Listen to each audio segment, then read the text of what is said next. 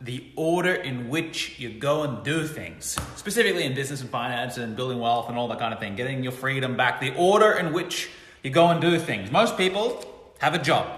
Here we go. This is most people. Job, which is less reward. There's generally lower reward in a job and more time. A lot of fucking time people spend in this whole thing. Holy gosh. And obviously when they're in that thing, they want the opposite. The grass is greener on the other side. And they want to shoot straight up here to the top end of the scale. They want the thing that has the most reward with the least time. And what so many people do is just go from here and boom, straight up the top. Here's what they do. Go. This is the one. Bitcoin. This is starting to show up a lot more in my inbox as the price has been slowly trending back up. And people want to go here to here, one hit. By the way, I thought it was absolutely phenomenal and uncanny that when the price is going down, I don't hear anyone talking about it in my inbox. Price is going back up, everyone's yapping on about it. Now is the time. It's exactly doing the opposite of what you need to do in order to ride a speculative investment from the bottom to the top. So it's fucking craziness. It's absolutely fucking craziness. People have their miserable fucking job that they hate. They're trying to get out of it and they're trying to get this one hit wonder, big win, all this crap. And by the way, I'm not passing judgment on what I think Bitcoin will or won't do in the future. That's not what this lesson is about. It's about these people who are miserable, trying to use strategies like this, high reward, low time strategies, quick wins, quick fixes, immediate gratifications to get them out of their misery. That's the fucking craziness that I'm speaking about. I own Bitcoin. I hold Bitcoin still, even when I was talking about it last time. And it's done something like 2,000 odd % for me. It's been a great speculative play. That's not what this lesson's about. It's to get to the reality that these high reward, low time systems and strategies like this, what most people don't understand is that it's more risk and less probability. And down here, lower in the scale, in the realm of the job, we're talking about less risk and high probability. High probability, that's the key. When you're starting out, you need high probability, you need to get runs on the board. So if you've already got a lot of runs on the board and you choose to drop 20 grand into Bitcoin as a speculative play and you're completely resolved in losing all of it and it doesn't make much difference to your overall portfolio, great, do it. Use asset classes like this that are highly speculative. But for the people who it's their first thing and you go and put all this money into something that you could lose it all, guess what happens to these guys who lose it all? I'm never fucking doing that again. I'm never investing, fuck that money, no, it's bad, investing, risk, no, never doing it.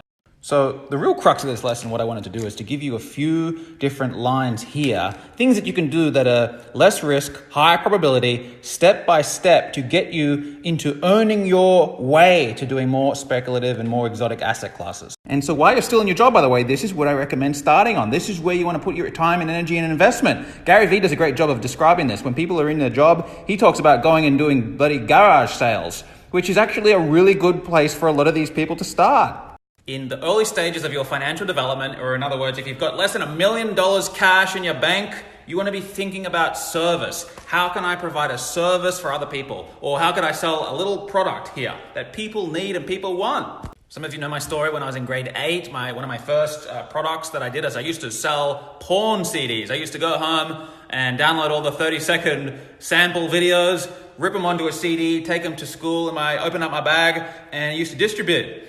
And it was called Lewis's Porn Palace, $10 a pop. And that was one of my first profitable products and services. So it was an in-demand thing, it was a niche. No one had the fucking cock and balls to do it, or the internet connection, so I did it. I filled that need. Then later in high school, I got into eBay. I was importing things from China, headphones, shirts, bloody hair straighteners, all that kind of thing, and selling on eBay.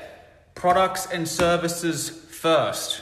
So you want to start here with your low ticket products and services, and you move into your mid ticket, and then you'll eventually get to your high ticket products and services. And you want to do it in this order, not top down. You want to do it in this specific order. It's going to give you the most stability. So you're going to be doing these while you've got a job, and then you'll move to these, and then you'll move to these. By the time you're doing these high ticket, you're selling high ticket products and services, you're not going to have a job. And so you work in brackets, moving up the scale like this until eventually you're ready to go and invest capital.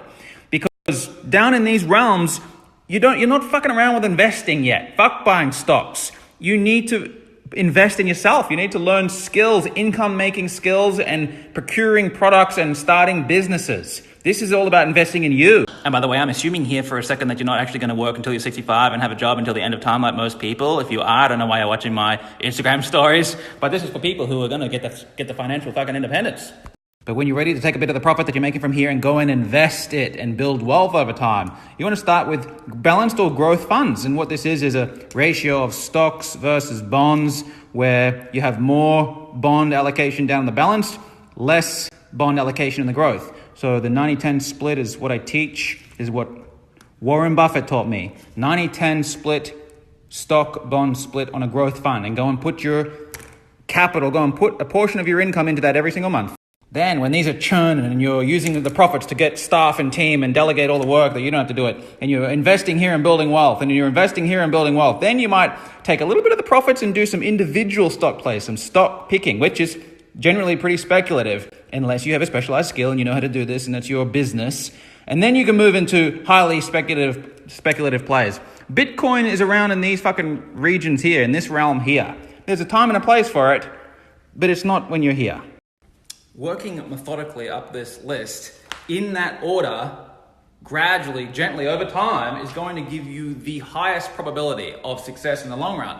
And it's going to give you the certainty that you need, the clarity, the poise, the stability. You're not going to be, God, I'm rich, God, I'm poor, God, I'm rich, God, I'm poor, and getting emotional. When you're emotional, by the way, by these speculative plays, you're not going to have the clarity and objectivity in your mind to actually go and master any fucking thing anyway, because you're going to be so emotional all the time. Anyway, I hope this little lesson was valuable to you. If you enjoyed it, give me a little and let me know. I appreciate that. And I'm going to go back to work now. Good morning, InstaSnap. What's going on? Beautiful day. Look at the day. Oh, my word, it's a nice day. Follow-up question on yesterday's mini lesson. Thank you for all the beautiful feedback and comments. Someone asked this. If we're starting here down at the job and moving into low-ticket products and services, mid-high ticket, and then working on business, this is business, and then investing some of our income from the businesses, where does a house fit in? Where does buying a house fit on this whole thing? To which I would say, wealth, house. Buy a house. This is lifestyle. This is wealth creation. So then let me also add to this list, like student loans, going get a degree, getting a house, getting a car, diamond ring, wedding, other traditions, all the traditions, credit card debt, personal debt, consumerism. This is an outgoing of your wealth and a depletion of wealth. This is an incoming and creation of wealth.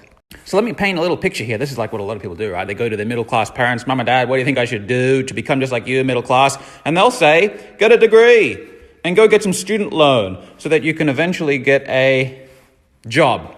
And that's the start. Working, 4 years of working, spending, many years of spending, and then I can get the job here, and then I'm working. And should I take some of that income maybe and go and invest in myself and learn how to create a product or a service and let my entrepreneurial flair come out? No. Fuck that. I gotta get the lady this diamond ring, this bit of carbon, because that's the tradition. And then we gotta do this big old thing, because that's the tradition. And then shortly after that, we gotta go and buy a house with a white picket fence, because that's the tradition. 50 grand down payment, 10 grand ring, 30, 40, 50 grand on this day. And guess what? This job, I need to keep this job. This is so important. I can't lose it and I can't take risks because I'm sweating like a fucking gypsy to pay off this debt. And I'm actually starting to become quite resentful and I hate it and I'm unfulfilled and I'm sweating and I need it, but I hate it. And I need it, but I hate it. And I'm stuck between a rock and a hard place. Now I'm depressed. Now I'm going to go and get a credit card and do some consumerism to escape my miserable life that I feel trapped in. And this will help for a short period of time. And now I got the promotion, really cool. Now I got to get the new car to keep up with the Joneses.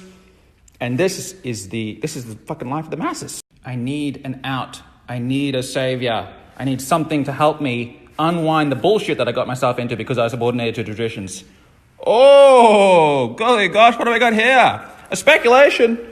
And then these beautiful souls are going to go and spend another 5 years going in the path of schemes and scams and speculations and gimmicks, trying to get themselves out of their hole in quick, fix, easy solutions. And then they'll become resentful that didn't work and they'll feel more trapped and more depressed and more anxious than ever. And to the degree that someone goes and entangles themselves in this folly, in this ridiculous crap, you can bet money safely that they're going to have higher degrees of depressions, anxieties, frustrations, being trapped, feelings of victimhood, all the good stuff. So here's one of the secrets. Learn to tell people to fuck off. Mum and dad, degree, fuck off. Neighbor it's not neighbor, one of my neighbors when I was growing up told me that I should have got a degree. He was a broke fuck. I told him to fuck right off. Fuck off, Dave. When you get the love letter in your mailbox from your bank offering you a credit card, you tell them to politely fuck off. And when the missus wants the diamond ring, put a ring on it or I'll leave. You say, well, you can politely fuck right off. Bitch, I'm not buying into your ridiculous, middle-class, peasant-ass, broke-ass traditions that are going to keep you miserable and poor and disempowered and in a fantasy land. I'm going to get rich, I'm going to serve the people, and I'm going to have an amazing life. Stick around if you want. Okay, that's the end of the lesson. We're fired up this morning, golly gosh. 9 o'clock, I hope you guys are going to have an amazing day. Where's my lady? Lady!